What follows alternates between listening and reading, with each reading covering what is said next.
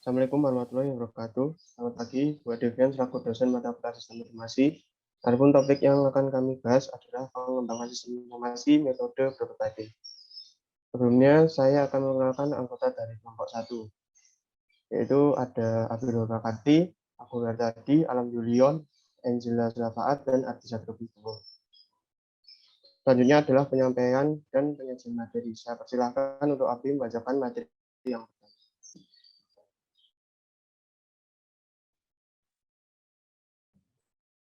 Pengertian prototyping. Proses pengembangan sistem seringkali menggunakan pendekatan prototype atau prototyping.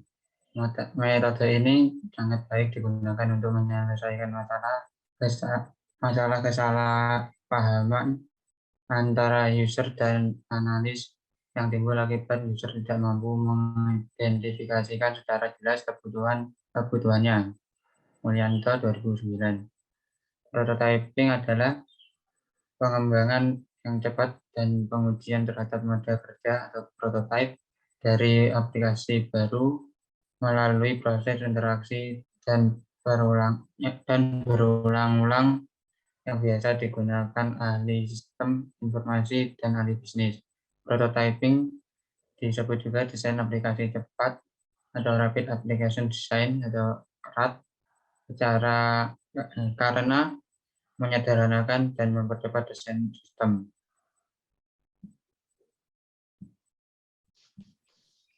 Untuk selanjutnya akan dijelaskan langsung oleh Mas Agung ya. Fase dalam prototyping itu requirement for design the prototype, user evaluation, refining prototype, implement, and maintenance. Next one.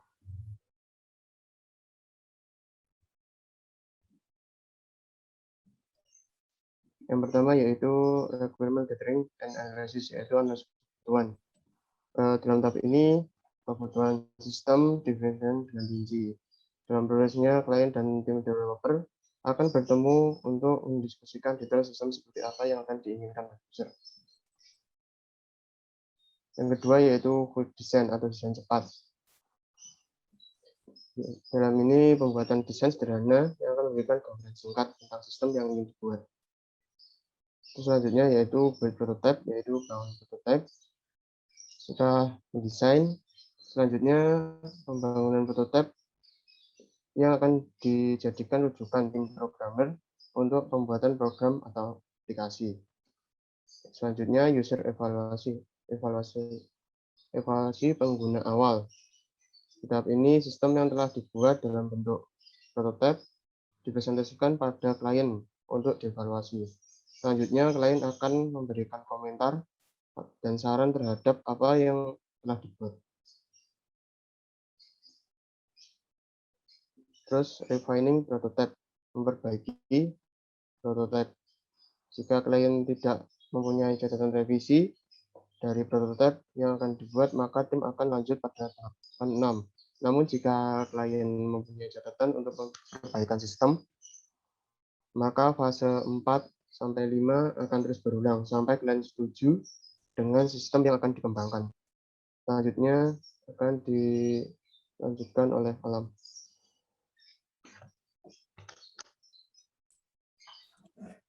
Oke, pada fase atau tahapan selanjutnya yaitu implement product and maintain atau implementasi dan pemeliharaan. Pada fase akhir ini, produk akan segera dibuat oleh programmer berdasarkan prototipe akhir. Selanjutnya, sistem akan diuji dan diserahkan pada klien. Selanjutnya adalah fase pemeliharaan agar sistem berjalan lancar tanpa kendala. Tahapannya sebagai berikut, yaitu pengumpulan kebutuhan.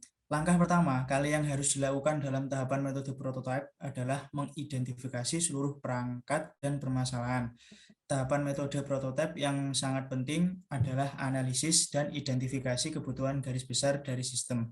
Setelah itu akan diketahui langkah apa dan permasalahan yang akan dibuat dan dipecahkan. Pengumpulan kebutuhan sangat penting dalam proses ini. Selanjutnya, membangun prototype. Langkah selanjutnya adalah langkah metode prototype, membangun prototipe yang berfokus pada penyajian pelanggan. Misalkan membuat input dan output hasil sistem. Sementara hanya prototipe saja dulu, selanjutnya akan nada tidak lanjut yang harus dikerjakan. Selanjutnya akan dilanjutkan oleh Angela. Yang selanjutnya adalah evaluasi prototipe. Sebelum melangkah ke langkah selanjutnya, ini bersifat wajib, yaitu memeriksa langkah 1, dan karena ini adalah penentu keberhasilan dan proses yang sangat penting. Ketika langkah 1 dan 2 ada yang kurang atau salah, kedepannya akan sulit sekali melanjutkan langkah-langkah selanjutnya. Selanjutnya adalah mengkodekan sistem. Sebelum pengkodean atau biasanya kita sebut proses coding, perlu kita ketahui terlebih dahulu pengkodingan menggunakan bahasa pemrograman. Proses ini sangat sulit karena mengaplikasikan kebutuhan dalam bentuk kode program. Yang selanjutnya adalah menguji sistem. Setelah pengkodean atau pengkodingan, tentu akan ditesting. Banyak sekali cara untuk testing.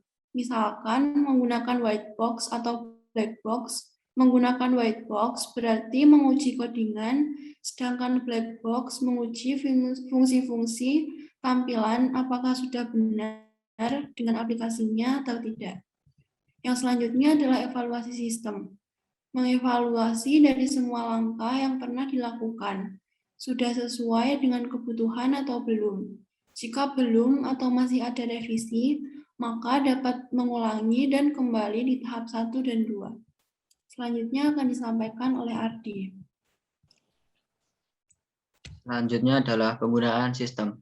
Sistem sudah selesai dan siap diserahkan kepada pelanggan dan jangan lupa untuk maintenance agar sistem terjaga dan berfungsi sebagaimana mestinya. Selanjutnya adalah kelebihan metode prototyping. Menghemat waktu dalam pengembangan sistem, penentuan kebutuhan lebih mudah diwujudkan, klien berpartisipasi aktif dalam pengembangan sistem, sehingga hasil perangkat lunak mudah disesuaikan dengan kebutuhan dan keinginan pelanggan. Komunikasi yang baik antara pelanggan dan pengembang dapat lebih mudah dalam menentukan kebutuhan pelanggan. Selanjutnya adalah kekurangan metode prototyping. Yang pertama adalah proses perancangan dan analisis terlalu singkat. Biasanya kurang fleksibel dalam menghadapi perubahan. Dan yang terakhir adalah pengembang kadang-kadang membuat kompromi implementasi dengan menggunakan sistem operasi yang tidak relevan dan algoritma yang tidak efisien. Sekian presentasi dari kelompok kami. Wassalamualaikum warahmatullahi wabarakatuh.